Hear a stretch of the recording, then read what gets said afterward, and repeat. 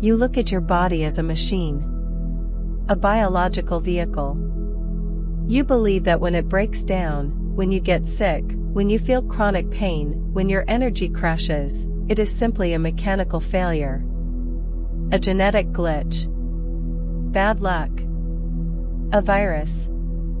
You go to a doctor, they give you a chemical to suppress the symptom, and you go back to living the exact same life that caused the breakdown in the first place. But what if your body is not a machine? What if it is a highly advanced, biological feedback system?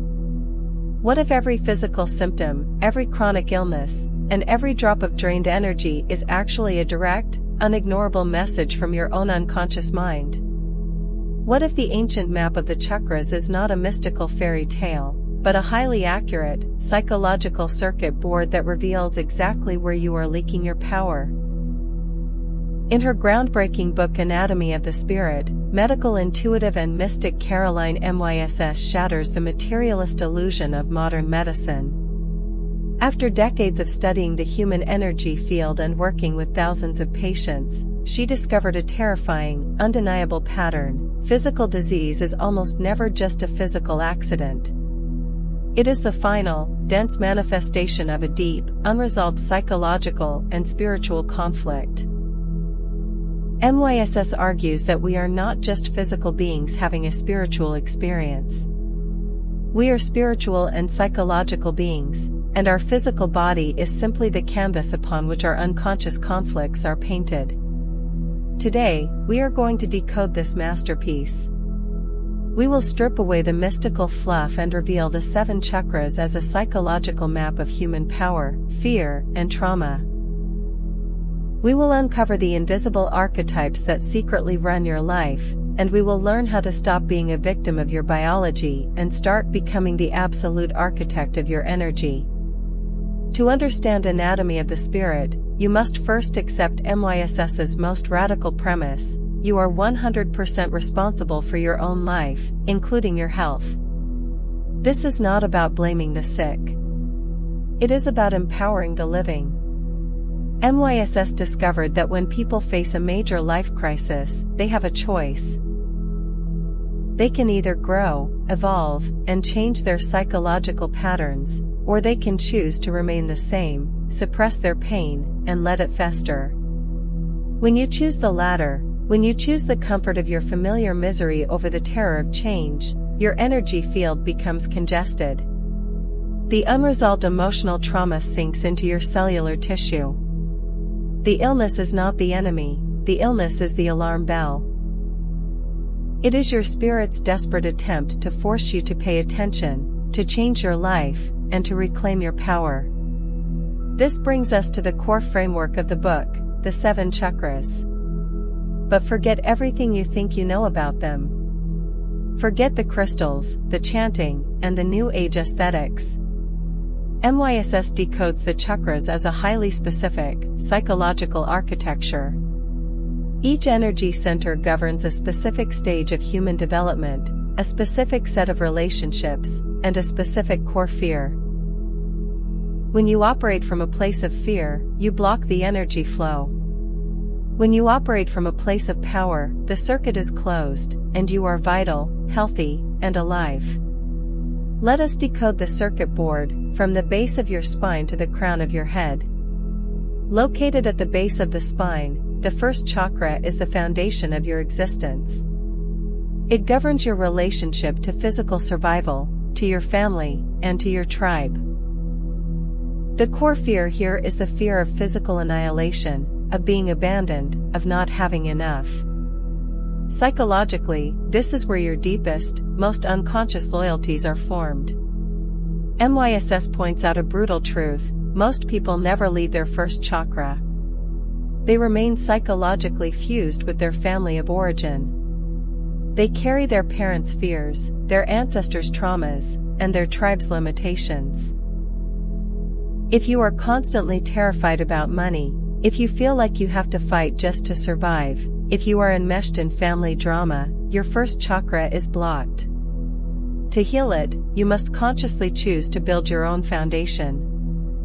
You must realize that you are an adult, and you are no longer bound by the survival fears of your ancestors. Moving up to the pelvis, the second chakra governs your relationships, your sexuality, and your emotions. The core fear here is the fear of losing control, and the fear of change. This is the center of your emotional addictions.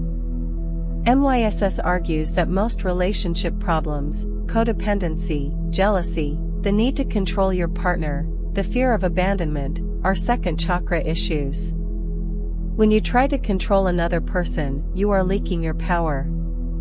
You are giving away your energy to someone else because you are terrified of your own emotional instability.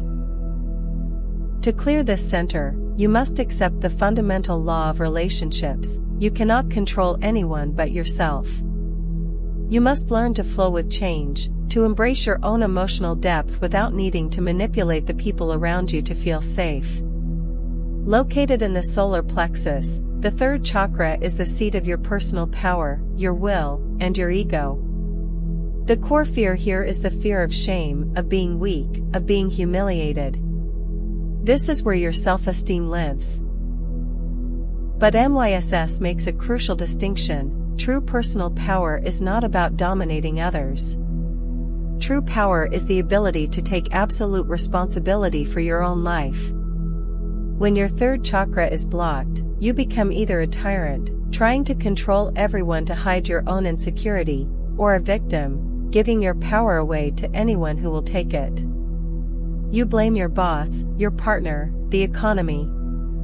You surrender your will. To activate this center, you must stop blaming. You must look at your life and say, I created this. And therefore, I have the power to change it. In the center of the chest, the fourth chakra governs your capacity for love, compassion, and forgiveness.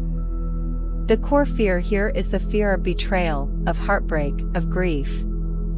This is the bridge between the lower, physical chakras and the higher, spiritual chakras.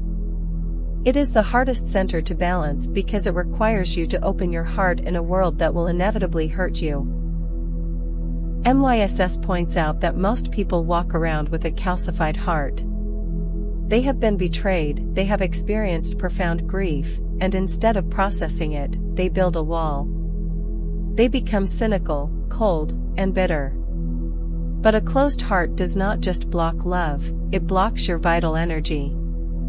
To heal the fourth chakra, you must do the hardest thing a human being can do: you must forgive. Not because the other person deserves it, but because holding on to the resentment is poisoning your own biological circuit board. You must let the grief flow through you, not get stuck inside you. Moving to the throat, the fifth chakra governs your personal truth, your communication, and your will. The core fear here is the fear of speaking your truth, the fear of judgment, and the fear of shame. How many times have you swallowed your words to keep the peace? How many times have you said yes when your entire body was screaming no? Every time you lie, every time you suppress your authentic voice to please someone else, you are choking your fifth chakra. You are creating a massive energy leak. MYSS argues that your word is a physical force. When you speak your truth, you align your physical body with your spiritual will. When you lie, you fracture your own soul. To clear this center, you must become ruthlessly honest. You must be willing to be disliked, to be misunderstood, and to stand alone, rather than betray your own truth just to make someone else comfortable. Located between the eyebrows, the sixth chakra, or third eye, governs your intuition, your intellect, and your ability to see the hidden patterns of reality. The core fear here is the fear of illusion, of being deceived, of seeing the truth. This is the center of psychological insight. When this chakra is open, you do not just see what people say. You see what they mean.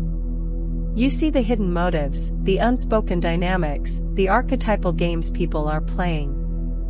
Most people live entirely in the illusion of the material world. They believe the masks people wear. But the intuitive mind sees through the matrix. To develop this center, you must stop relying solely on logical, linear thinking. You must learn to trust your gut, to read the room, to observe the hidden patterns of human behavior, and to trust the quiet, inner voice that knows the truth before the logical mind can prove it. At the top of the head, the seventh chakra connects you to the divine, to universal consciousness, and to the ultimate meaning of your life. The core fear here is the fear of attachment to the material world, the fear of death, and the fear of meaninglessness. This is the center of transcendence. It is the realization that you are not just a physical body struggling to survive, you are a spiritual being having a temporary human experience. When you are completely obsessed with money, status, and physical pleasure, your crown chakra is closed. You are trapped in the illusion of the material world. To open this center, you must cultivate a sense of surrender. You must realize that you cannot control the universe, but you can align yourself with its flow. You must find a purpose that is larger than your own ego. But knowing the chakras is not enough. Because even if you understand your energy centers, you will still be sabotaged if you do not understand the invisible software running in the background of your mind. MYSS calls these archetypes. Archetypes are universal, unconscious patterns of behavior. They are the characters we play out on the stage of our lives. And most of us are playing out toxic, disempowering archetypes without even realizing it. MYSS identifies several common, destructive archetypes that drain our energy. The most common is the victim. The victim archetype believes that life is happening to them. They are constantly oppressed, misunderstood, and wronged by the world. They get a secondary payoff from their suffering, attention, sympathy, and the avoidance of responsibility. But playing the victim completely shuts down your third chakra. It hands all your power over to the persecutor. Another toxic archetype is the prostitute. This does not just mean selling sex. MYSS defines the prostitute archetype as anyone who sells their integrity, their truth, or their values for security, approval, or money. Every time you stay in a job you hate just for the paycheck, every time you agree with someone you disagree with just to avoid conflict, every time you betray your own needs to keep a partner from leaving, you are acting out the prostitute archetype. You are selling your soul for survival. Then there is the caregiver or the martyr. The martyr gives and gives until they are completely depleted, and then they secretly resent the people they are helping. They use their sacrifice as a weapon to manipulate others into feeling guilty. The ultimate goal of Anatomy of the Spirit is to become conscious of these archetypes. When you feel drained, when you feel resentful, when you feel stuck, you must ask yourself, which archetype is running my life right now? Am I playing the victim? Am I playing the prostitute? The moment you see the archetype, you detach from it. You step out of the unconscious script, and you reclaim your authorship. As we conclude this deep exploration of Anatomy of the Spirit, it is vital to understand the brutal, liberating truth Caroline Myss is delivering. Modern society wants you to believe that you are a fragile victim of your genetics, your environment, and your past. They want you to believe that healing is something a doctor does to you. Myss flips this entirely. She argues that true healing is not about fixing the body. The body is just the messenger.